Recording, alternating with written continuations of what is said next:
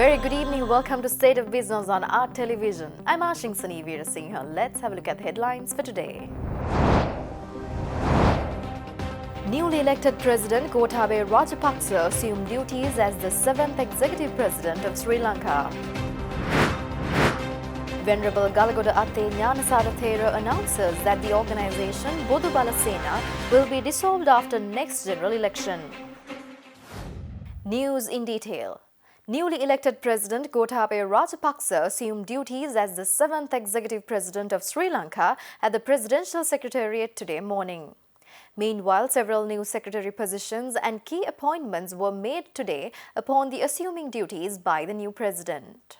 President Gotabaya Rajapaksa was sworn in as the 7th Executive President of Sri Lanka at Ruwanveli Mahasaya premises in Anuradhapura yesterday. Thus, the newly elected president assumed duties at the Presidential Secretariat following religious observances and a period chanting ceremony. Former President Maithripala Sirisena and several political party leaders comprising Professor G.L. Pires, Dinesh Gunawardena, Douglas Devananda, Wimal Weerawansa, Vasudeva Nanayakkara and many other distinguished members attended the event. Meanwhile, key appointments were also given today upon the President assuming duties. Thus, Dr. P.B. Jayasundara has been appointed as a Secretary to the President. Jayasundara, who is a prominent economist, has served as a permanent Secretary of the Ministry of Finance and Treasury on multiple occasions. Thereby, retired Major General Kamal Gunaratne was appointed as the new Secretary to the Ministry of Defence. Kamal Gunaratne is the former Commander Security Forces headquarters in Vanni and he was also a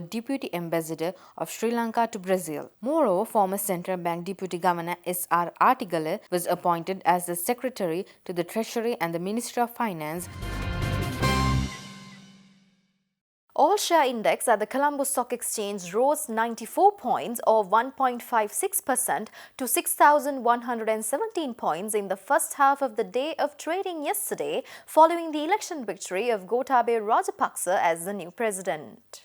Shares jumped to their highest in more than a year in heavy volume, while the rupee rose to a 2.5-month high yesterday after former Defence Secretary Gotabaya Rajapaksa won the presidency by a big margin. The benchmark stock index, which jumped near 1.9% in early trade, ended 1.8% firmer at 6,129.56, its highest close since 10th August 2018. The Bourse rose 1.53% last week and it is up 1.28% for the year. Brokers said that the day's gain was the biggest single-day rise since 29th July. They also added that if the political stability is there, investors will be positive with expected growth in low interest rates. Rupee ended stronger at 179 rupees and 50 to 60 cents yesterday, while gilt yields eased and in the spot market, the rupee closed at 180 rupees and 25 to 30 cents to the greenback on Friday. Liquidity in the overnight money market was 7.86 billion rupees, up from 3.9 billion rupees at Friday's close. Stock indexes were up across the board with index-heavy John Keel's holdings showing a gain of 4 rupees and 20 cents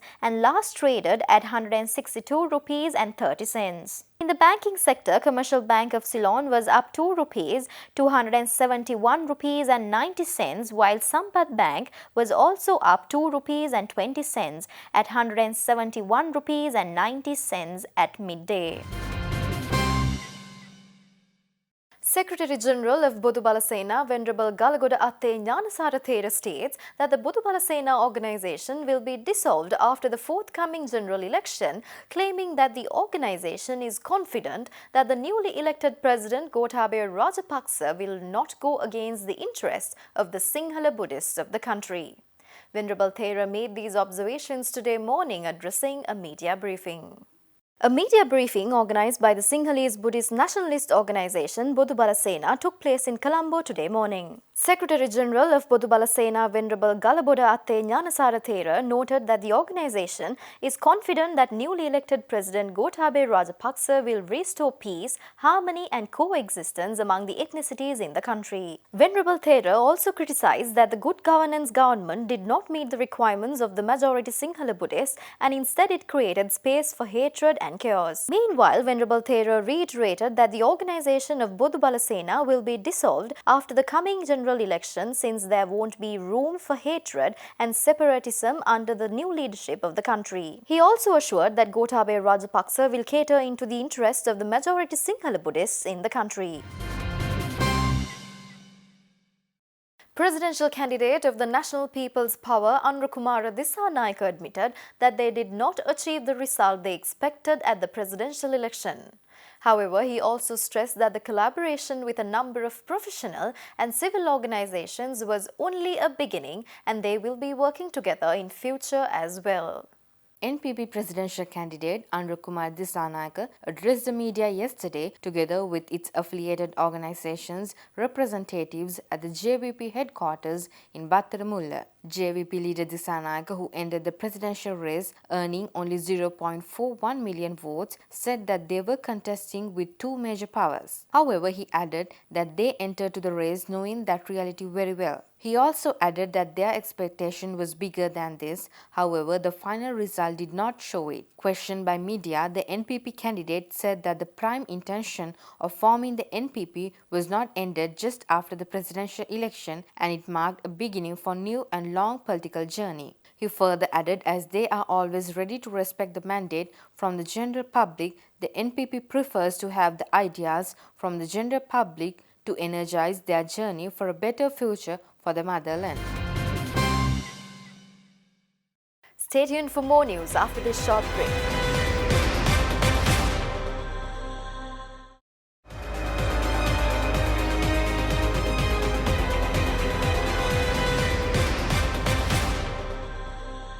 Welcome back after the break. National Freedom Front calls the current Prime Minister and the Cabinet to step down, giving the newly elected President Gotabaya Rajapaksa the opportunity to form a caretaker government.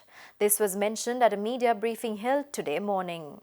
The National Freedom Front spokesperson Muhammad Muzamil asked the current government to bow down to the people's choice and step down from the cabinet, claiming that it is the ethical decision to make. He noted that the current government should pave the newly elected president to form a caretaker government and to implement the proposed policies of the SLPP's manifesto. Muzamil further highlighted that the tug of war between the Prime Minister Ranil Wickremesinghe and majority of UNP party members negatively impacts on the country's governance. He noted that the Prime Minister Ranil Wickremesinghe is not giving away the Prime Minister post, fearing that he will lose the party leadership too. During the media briefing held today, National Freedom Front also stressed that Gotabaya Rajapaksa will restore government without allying with the members who have separatist and extremist intentions. Launching the interim report of Asian Network for Free Elections, the only Asian international non-governmental organization accredited by the Election Commission for the presidential polls 2019, ANFREL head of mission Damaso Magbuel told that the high voter turnout of 83.9% was a clear indication of the country's commitment to staying the course of achieving genuine democratic and mature political processes. Asian Network for Free Elections observed that it was a proud moment for Sri Lankans that the election concluded without any major electoral violations or violent activities. International observers also said that they did not encounter any major reports on the discouraging or intimidating of ethnic minorities from voting except a few isolated incidents, and that they heard no reports of military intimidation in the north and the east. Carrying out monitoring in different parts of Sri Lanka, the ANFREL mission consisted of 9 long-term and 29 short-term international election observers and 2 electoral analysts. Its monitoring covered 31 polling stations during the postal voting and 507 polling stations on election day. ANFREL will issue a comprehensive mission report in January next year, including an assessment of the post-election environment and a set of recommendations for consideration of electoral stakeholders. In its interim report, ANFREL highlighted the importance of introducing campaign finance laws, guidelines on the use of social media during electoral campaign period, policies to curb the spread of fake news and hate speech, a stronger self-regulation of media, and a more fairness guideline during campaign period to cover both public and private media. President of the Sri Lanka Association of Print, Delan Silva, says that the printing industry in Sri Lanka has a goal of making $1 billion by 2025 via exports.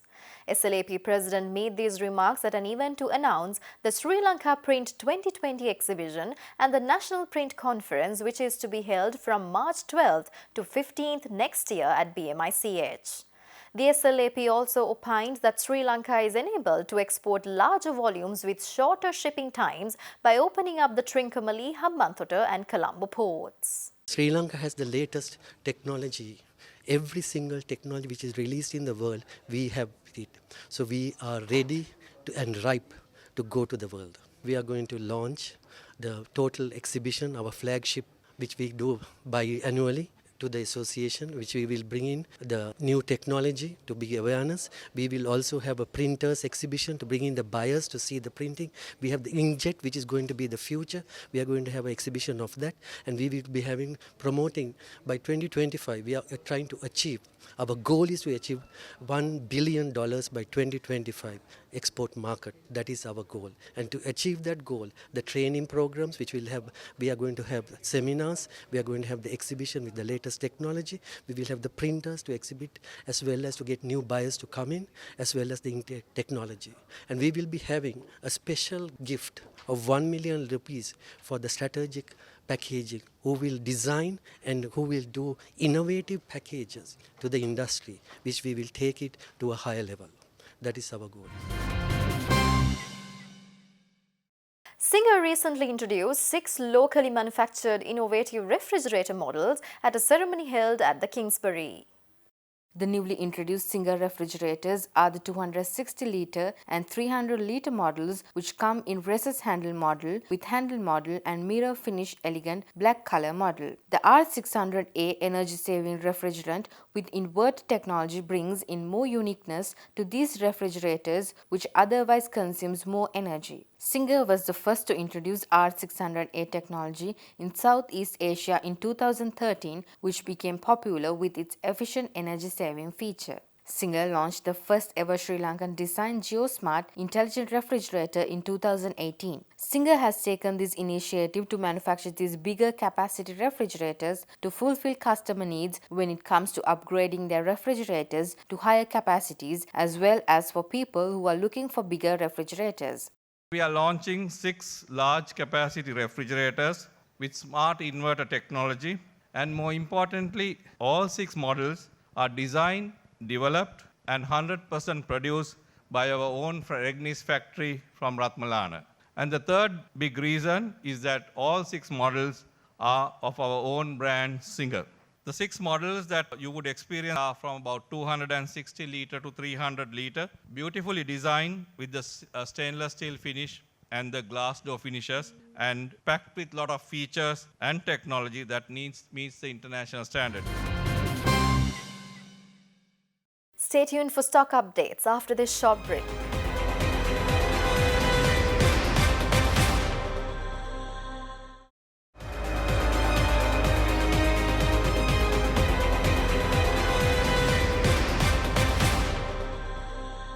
Welcome back after the break. Trading at Colombo Stock Exchange ended on a positive note today. The all-share price index gained 13.2 points to close at 6,142.76, and the S&P SL 20 gained 16.87 points to close at 3,062.91. The turnover was 1.4 billion rupees and over 72 million shares were traded. Up next are forex rates.